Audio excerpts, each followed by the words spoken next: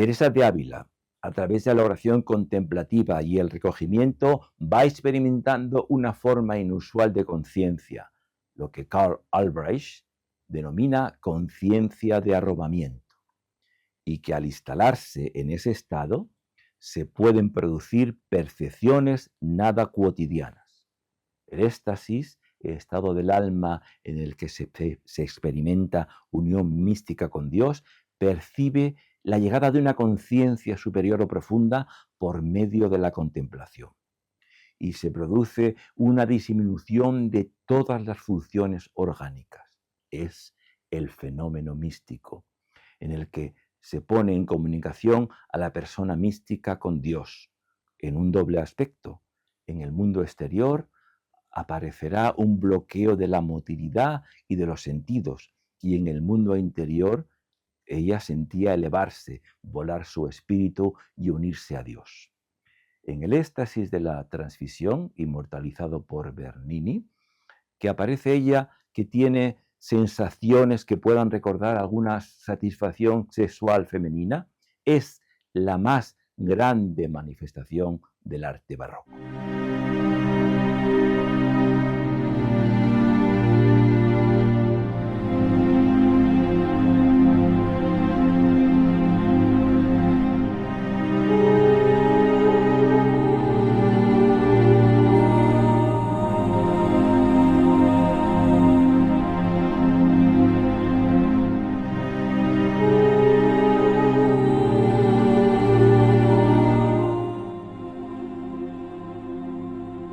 Se hace visible la experiencia mística, éxtasis místico, un estado en el que el individuo se siente fuera de su cuerpo o trascendiéndose a sí mismo. Incluso puede explicarse como una forma de expansión de la conciencia en la cual se integra al todo.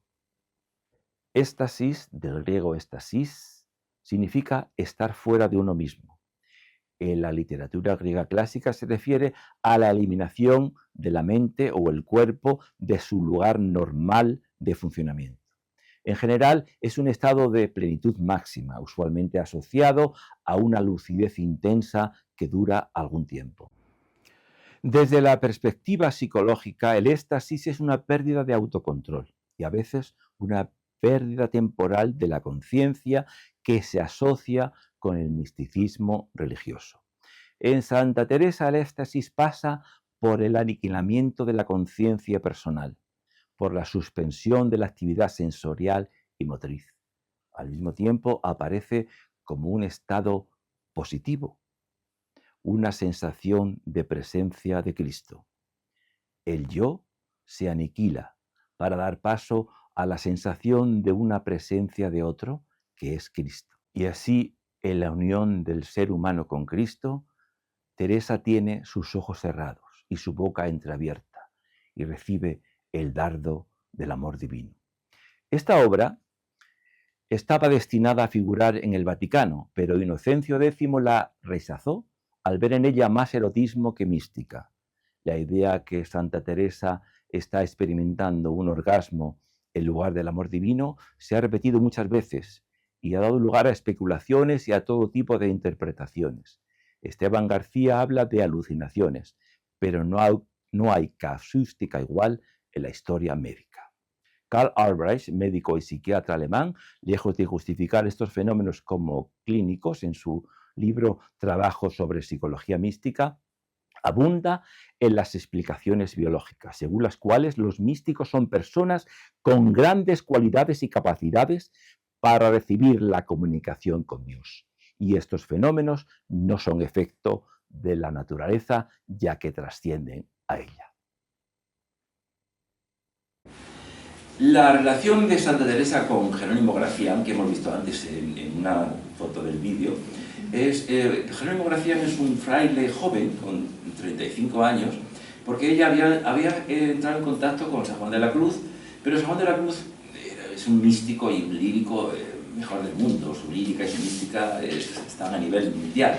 Entonces aparece en su vida Jerónimo Gracián, con el que tiene una relación profunda, y hoy que hemos hablado en el Instituto Psicoanalítico sobre la muerte referencial, pues tenían un amor realmente importante. No quiere decir que estaban en un enamoramiento, pero un enamoramiento positivo, exento de erotismo.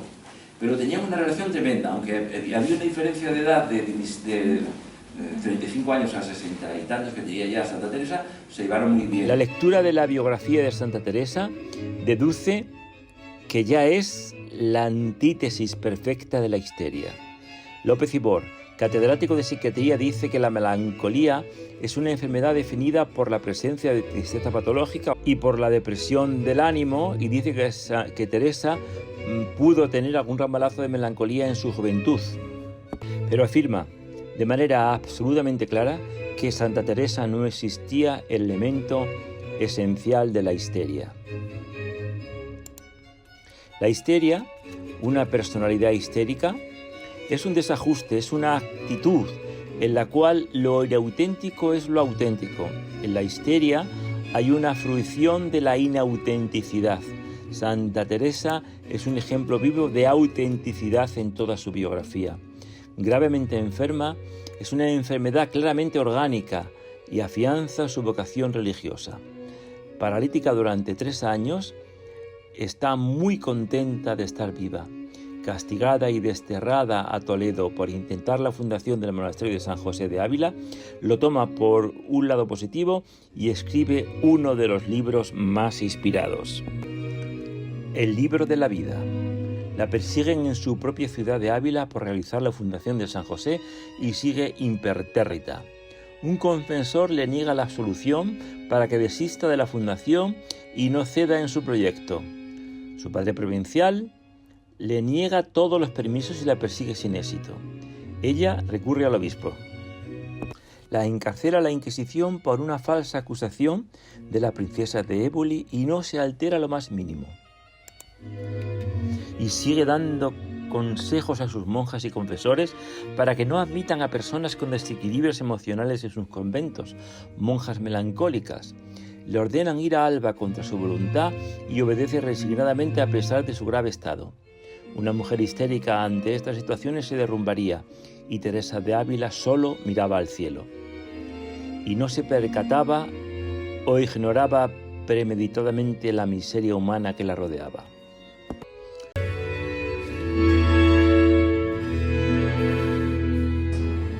Los síntomas de conversión y de somatización que se ven en la clínica humana actualmente eran considerados elementos esenciales de la histeria, pero en la biografía de Santa Teresa no hay un solo síntoma que pueda considerarse como síntoma o síntoma de conversión.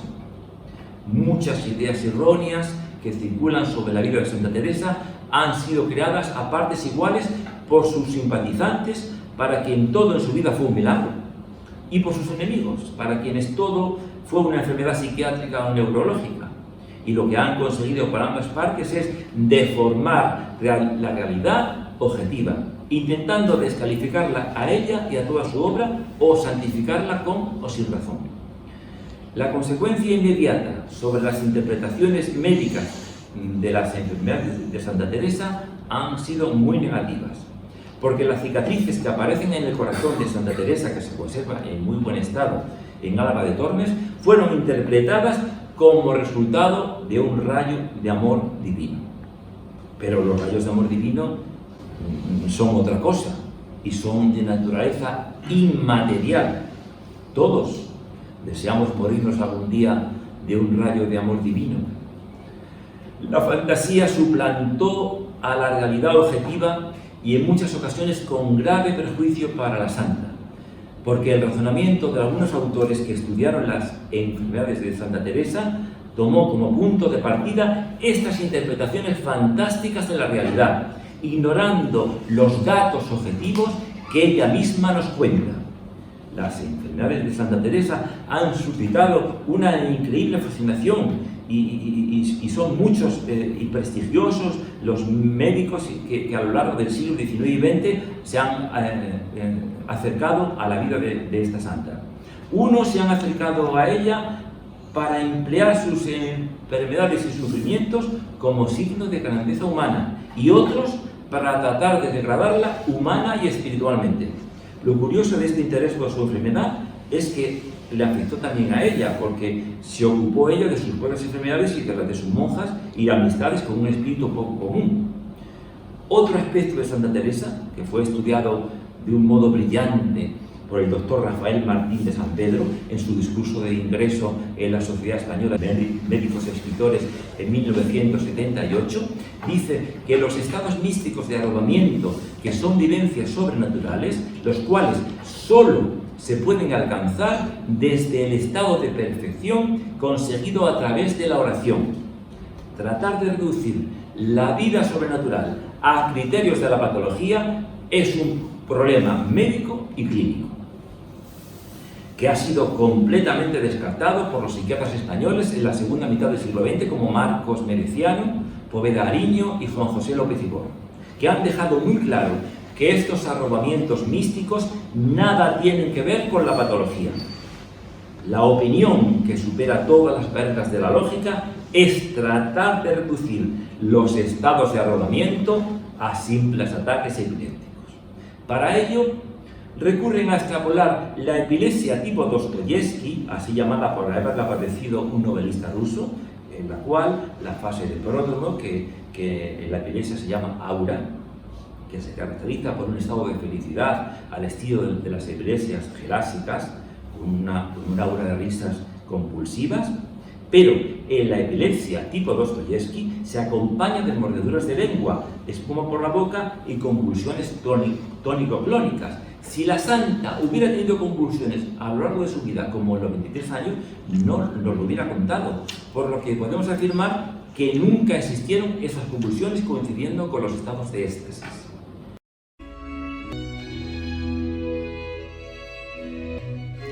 Por lo que podemos afirmar que nunca existieron las convulsiones coincidiendo con los estados de éxtasis.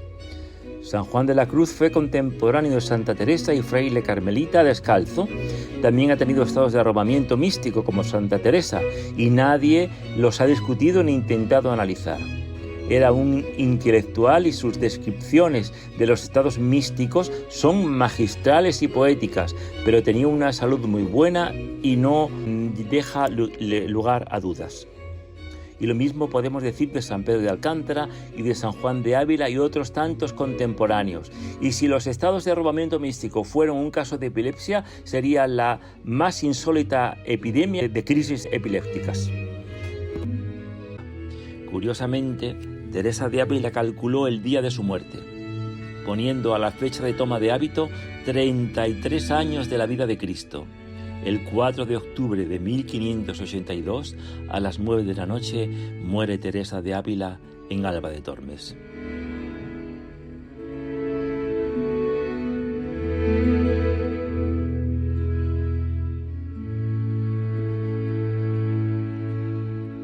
El día en que entra en vigor el calendario gregoriano, que eliminaba 10 días. Así su santo es el día 15 y no el día 5.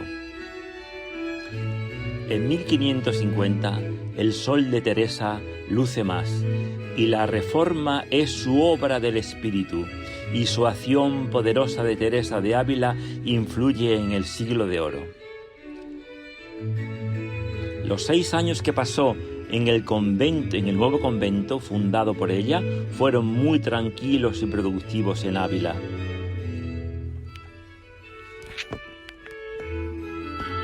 Y como ya Teresa de Jesús, debido a su dinamismo, sale a fundar, en sus 20 años de fundaciones funda 17 conventos de religiosas.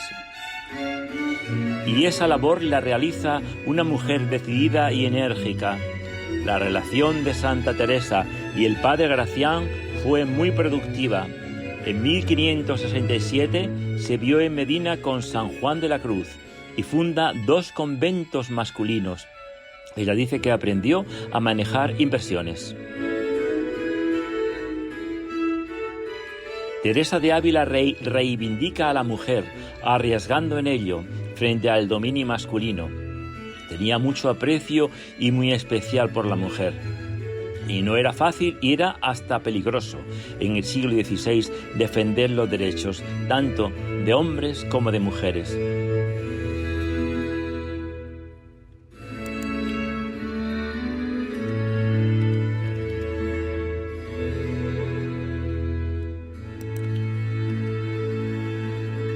teniendo en cuenta que la mujer no estaba bien considerada y era una alternativa a los modelos familiares de la época.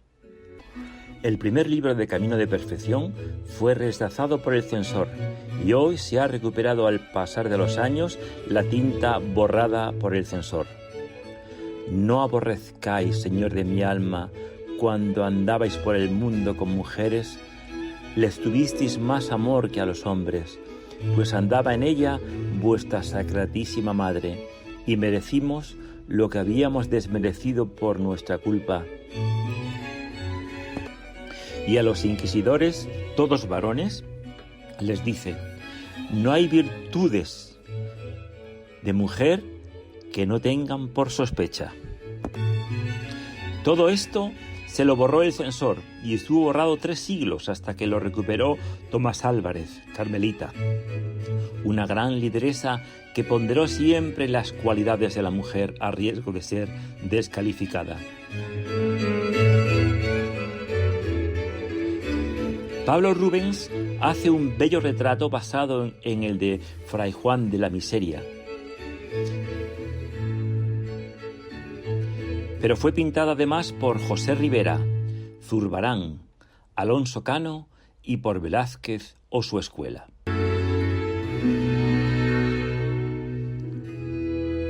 En 1617, las Cortes de Castilla la nombran patrona de España a nivel de Santiago Apóstol. A partir del siglo XVII se pone de moda el nombre de Teresa en las casas reales. Teresa de Ávila sedujo a buena parte de sectores europeos.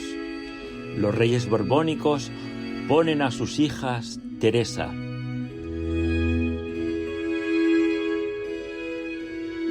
Teresa de Ávila fue beatificada en 1614. En el año de 1622 fue canonizada como santa. En 1922 fue nombrada doctora honoris causa por la Universidad de Salamanca. Bueno, en el año 22, la Universidad de Salamanca, en el año 22, se adelanta a todos y nombra a una mujer. El primer doctorado honoris causa de la Universidad de Salamanca es Teresa de Cepeda y Ahumada. Claro, se la nombra, estaba Unamuno y por unanimidad. Pero este año es el centenario. Y claro, cuando uno es doctor, te dicen, el rector, Teresa de Cepeda y Ahumada. No había nadie. El diploma se queda aquí. Por eso está el diploma. Se hizo una copia para las monjas, pero el diploma lo tenemos nosotros, firmado por el rey, firmado por Sánchez Guerra, que era el presidente del gobierno, y firmado por el canciller de la universidad, que era Luis Maldonado. Pero si era poco, ahí tenemos un cuadro donde están los privilegios que le otorga Alfonso X el Sabio a la Universidad de Salamanca. Y santa de la raza en América. En 1965, el Papa Pablo VI la declara patrona de los escritores católicos españoles. En 1970 fue nombrada doctora de la Iglesia Universal. Y se convirtió junto a Catalina de Siena en la primera mujer elevada por la Iglesia Católica a la condición de doctora de la Iglesia.